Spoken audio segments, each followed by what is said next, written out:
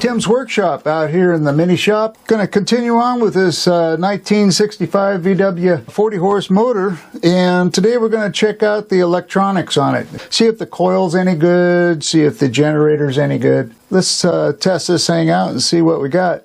Hey, if you're new to the channel, please subscribe, leave comments, hit the notification bell, and if you like, give me a like. Hit the old hand thing and let your friends and family, and your doggies too, know about Tim's Workshop on my YouTube. Where you at, buddy? I think he's outside. He's looking for critters.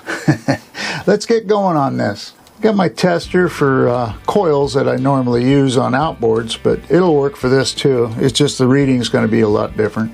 I got it on 1K, two probes together, and see if it's set on 0, which it is. The red needle's over on the 0 ohms. Okay. Now we'll go over here and test this out. So let's see what we got here. We got open circuit. Yep. Okay, we got ohms on it. So this is a good one. This is 8 ohms. 5, 6, 7, 8. This coil's good. I took the generator completely apart. Took the regulator off. One thing that really helps on taking this thing apart, the pulley, the big nut on the back of the fan is the same socket that you use, the 36 millimeter for the flywheel. I got one of these swivel max impacts. It's a brushless 21 volt. I've been able to pull everything off with this thing. I suggest you get one, and they don't cost that much. I bought it online. I used my puller to get the this end off. It has the two little notches, which work perfect for that to grab a hold of. And then for the end, I just put a socket on it, right? Okay, gives a little more flat surface than a point. It wanted to slide off the end, so that worked, and I was able to get that off. There's other videos like CT's Garage. He has a video that shows him taking this thing completely apart, so you can watch his video on that. I didn't want. There's enough videos, duplicates on all this stuff. So anyway, I wanted to show you what I found. Okay, the thing is really greasy, right? I sprayed it with WD-40. One of these brushes was stuck, you know, so that was part of the issue, you know, of it not charging properly. And then got bare wire here. We'll get the inside of this thing cleaned up where the commutator actually makes contact. We'll go in between these grooves with the screwdriver or pick, you know, and really clean these things up real good, you know. These things are all gummed up, so the pick will work ideal for that. Kind of like cleaning your teeth. So you go through and clean all the dirt out of that, you know, spray it down good. The bearings are still good. I mean, if they're working good and they're not sloppy, nothing broke, leave it alone. Get this all cleaned up, fix that bare wire on it, put it all back together. There's a lot of videos on these that show you these generators with screw bolt post sticking up, and one says, yeah, I think it says DF, and the other one says D+. This doesn't have nothing on it, right? But your larger of the two wires is your positive, from what I've read, and the smaller wire is for the field wire. When you hook this up to spin it and test it like a motor, right? You hook up the field wire to this post here with a wire from here to there, and then from this post, your ground, to the ground on your battery. This is 6 volt, right? So what I have here is a optional, and get this thing set on 6 volts, and then you just hook up your leads And you can run this as a 6-volt power source, right?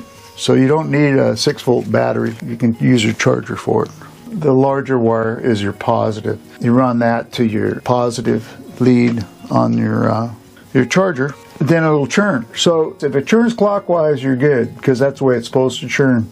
I got some shrink sleeve, got my heat gun, put this on, the one that had the bare wire, so that's all covered now. This one was okay, so we don't have to worry about it.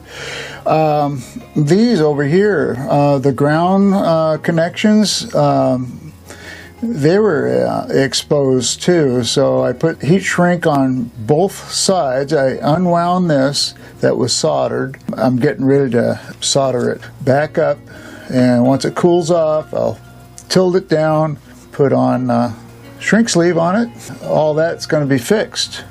Then it's time to start putting everything back together. I've cleaned this, I've cleaned that, I cleaned up this end. Should be ready to go. And then we'll start testing it. This is the front. That's the back.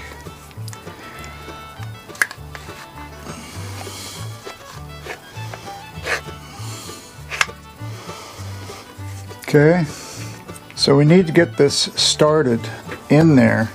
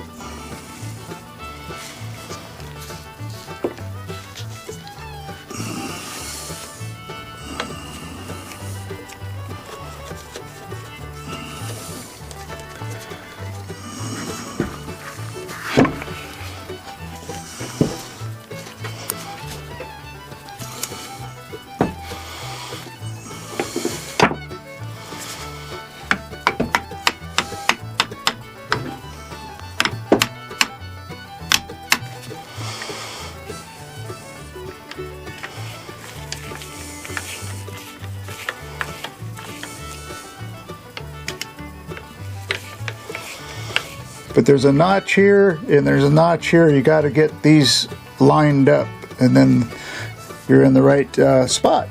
And then you screw them down, and there's also one screw here. You got to get that on too. So they're all on there now, and the wires, the magnets are on there. This spins good. And we'll put these on. Now, I'm going to spin this thing and test it without putting all the pulleys and fan and all that stuff on there. Don't need it. Especially if this thing's no good. If it's no good, I'm not going to waste my time.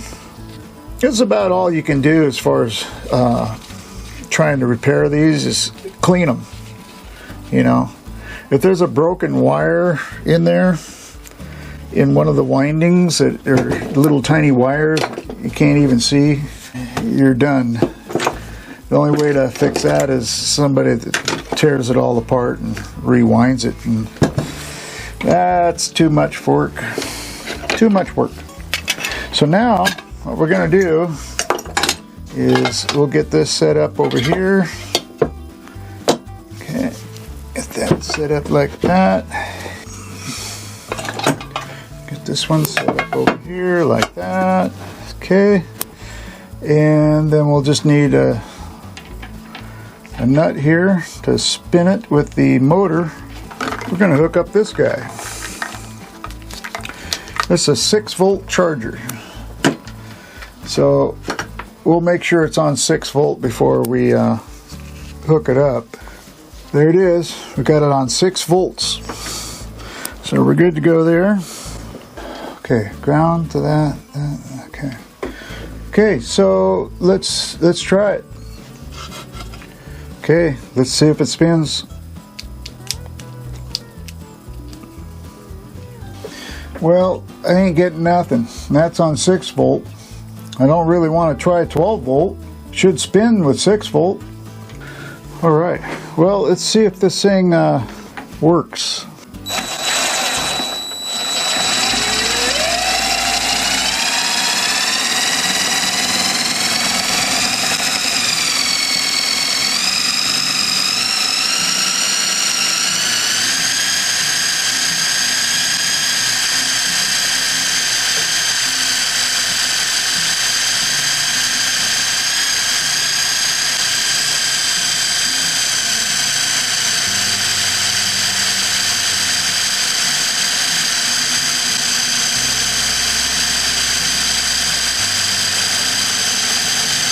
It works. Why it's not spinning on its own, I don't know. Maybe these old type ones don't spin or what, but it's got enough volts. You know, it's only a 6 volt and I got like 7, so I think we're good. It's kind of disappointing. I wanted to see the thing spin, but it does charge. That's all that matters.